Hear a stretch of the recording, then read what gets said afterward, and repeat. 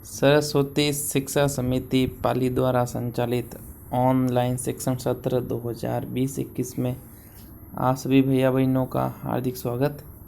कक्षा 7वीं विषय गणित के दूसरे अध्याय भिन्न एवं दशमलव संख्याएं, जिनका आज हम अंतिम भाग पढ़ने वाले हैं। तो आज का जो प्रकरण है वो रहेगा दशमलव वाला भाग, जो प्रश्नावली 2.7 है उस पर आधारित कुछ उदाहरण हम समझने वाले हैं। तो आज के इस प्रकरण में मुख्य जो है वो है दशमलव वाला भाग। कुछ उदाहरणों द्वारा उसे समझने का प्रयत्न करेंगे, फिर प्रश्नावली 2.7 में दिए गए प्रश्नों को आप हल करेंगे।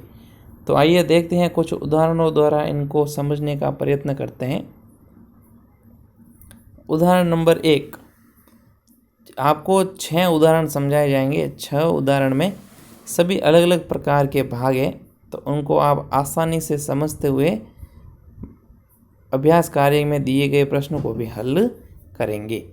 तो उदाहरण नंबर 1 में यहाँ पर दे रखा है 0.8 भाग 2, अर्थात 0.8 में आपको इस 2 का भाग देना है। तो भाग देने के कई तरीके होते हैं, लेकिन साधारण तरीका जो है आपको ये बताया जा रहा है, तो ध्यान से सुने। पहले आप क्या करेंगे, दी गई संख्याओं में से आप पॉइंट को हटाएंगे, अर्थात दशमलव को हटाना, जो हम पहले पढ़ चुके हैं। वो तरीका अपनाते हुए आप अगर सरल करेंगे तो अत्यंत ही सरल तरीके से आप ये दशमलव वाला भाग हल कर सकते हैं। तो पॉइंट हटाने से तात्पर्य है, तो देखते हैं इस प्रश्न को हल करते हुए यहाँ पर समझने का प्रयत्न करेंगे। यहाँ पर देखा 0.8 और बट्टे में हमने 2 लिखे, अर्थात इसका इसमें भाग देना है। तो पहले हम क्या करते हैं, ऊपर वाली संख्या में अगर पॉइंट लगाए तो वहाँ से पॉइंट हटाएंगे, और अगर पॉइंट नीचे वाली संख्या में लगाए तो वहाँ से भी हम पॉइंट हटाते हुए हल करेंगे। तो इन दोनों में से देखते हैं, तो हमारे पास केवल पॉइंट जो ऊपर वाले संख्या में लगाए 0.8, तो यहाँ से पॉइंट हटाना है। तो पॉइंट हटाने का तात्पर्य है कि जो संख्या दे रखी है उसको आप ऐसे कैसे लिखें, और अगर ऊपर पॉइंट है तो नीचे लिखना है, और नीचे पॉइंट है तो कहाँ लिखना है, ऊपर। अब वो क्या लिखना है वो आप समझेंगे। 0.8/2, ऊपर वाली संख्या हम पॉइंट लगाए, पॉइंट के बाद एक संख्या है, तो पॉइंट ऊपर वाली संख्या में लगाए तो एक संख्या का तात्पर्य है आप नीचे 10 लिखेंगे, आप नीचे 10 लिखेंगे।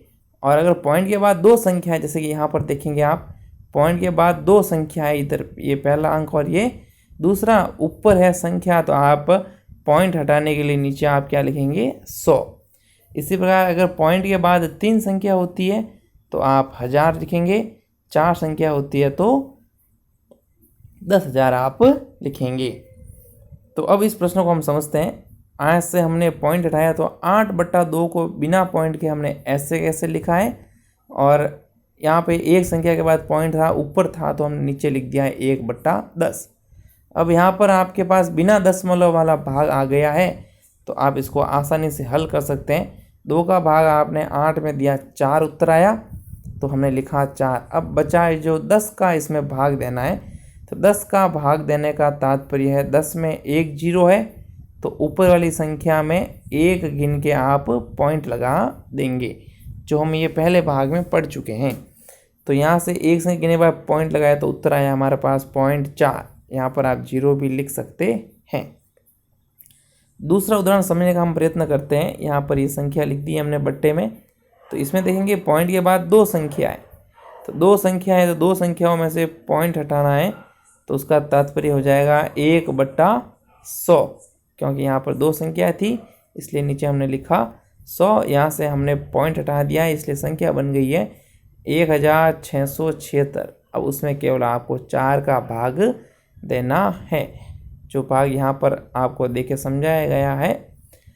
4 का भाग 16 में 4 बार गया, फिर आपने यहाँ से 7 लिखे, फिर 4 का भाग 7 में वापस 1 बार गया, शेषफल आया 3, फिर यहाँ से हमने 6 लिखा, और 36, तो 4 का भाग 36 में गया 9 बार, शेषफल 0 आया, तो अंतिम उत्तर आया 419। तो यहाँ पर हमने 419 लिख दिया है। 419 में अब आपको इस 100 का भाग देना है। तो 100 का भाग देने का तात्पर्य 100 में हमारे पास 2 जीरो है, तो ऊपर से 2 संख्या गिन के हम लगा देंगे पॉइंट। तो पहली संख्या और दूसरी गिन के लगा दिया पॉइंट, तो उत्तर आया 4.19। तो ये है दशमलव वाले भाग देने का तरीका। अब कुछ सरल उदाहरण और दे रखे हैं, उनको हम समझेंगे। 78.3 भाजक 100, 78.3 भाजक 100। तो पहले हमने इसको इस रूप में लिखा। फिर अगली बात है पॉइंट हटाना। तो ऊपर पॉइंट के बाद एक संख्या है, इसलिए इनटू में नीचे आप 10 लिखेंगे। फिर संख्या को आप ऐसे कैसे लिख दिया है, 100 और 10 को गुणा करने पे 1000। तो यहाँ पर तो अत्यंत ही सरल काम हो गया है आपके। 3 जीरो है तो ऊपर से 3 संख्या गिन के आप पॉइंट लगा देंगे, तो उत्तर आएगा 0.783। उसी प्रकार यहाँ पर आपके एक और उदाहरण द्वारा समझाया गया है, उसमें 1000 का भाग देना है। संख्या लिखी हुई है तो पहले आपने यहाँ से पॉइंट हटाया, पॉइंट के बाद 2 संख्याएं थी इसलिए बट्टे में आया 100। फिर इस 1000 को और इस 100 को गुणा करने पर यहाँ पे आपके पास 1 लाख आया। तो अब यहाँ पे आप 0, 2, 3, 4 और 5 जीरो है तो ऊपर से 5 संख्या गिन के पॉइंट लगाना है। तो 1, 2, 3 हुई है और संख्या नहीं है तो आप इच्छा से इधर 0, 0 लिख के उसके बाद पॉइंट लगाएंगे। तो 7, 8, 3 तो 3 संख्या हो गई थी, चौथी संख्या भी 0 लेनी है, 5 भी 0 लेनी है और उसके बाद पॉइंट लगा देना है।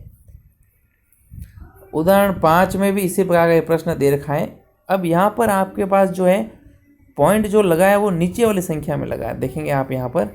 तो अब इसका विपरीत काम आपको करना है, नीचे से पॉइंट हटाना है तो ऊपर की तरफ आपको 0 लगाते हुए संख्याएं लिखनी है। पॉइंट के बाद एक संख्या है तो अब आपको 10 ऊपर लिखने हैं। इतनी देर पहले आपके पास पॉइंट ऊपर था तो आई गई संख्या को आप नीचे लिखते थे, यहाँ पर पॉइंट नीचे है तो उस संख्या को आपको ऊपर लिखना है। तो यहाँ से पॉइंट रहा आगे 10, 40 और 10 को गुणा किया 400 और 400 में 25 का साधारण सा भाग देना है, उत्तर आएंगे 16। इसी प्रकार यहाँ पर भी एक और उदाहरण दे रखा है, यहाँ पर इसको हमने इस रूप में लिखा। तो यहाँ पर दोनों संख्याओं में पॉइंट है, ऊपर भी पॉइंट है और नीचे भी पॉइंट है। तो ऊपर 2 संख्या के बाद पॉइंट है तो नीचे हमने 100 लगाया और नीचे भी पॉइंट के बाद 2 संख्या है तो ऊपर भी हमने 100 लगाया। अब यहाँ दोनों 100 से 100 कट गए तो केवल बचा 775 बट्टा 25। 25 का हमने इसमें भाग दिया, उत्तर आया 33। तो ये जो है दशमलव वाले भाग है, कुछ उदाहरण द्वारा समझने का प्रयत्न किया गया है। इसमें निपुणता पाने के लिए आपको इसका अभ्यास जरूरी है। तो आज के गृह कार्य की बात करते हैं हम। आज के गृह कार्य में आपको प्रश्नावली 2.7 का पहला, दूसरा, तीसरा, चौथा, पांचवा और छठा ये सभी प्रश्न आपको हल करने हैं। धन्यवाद।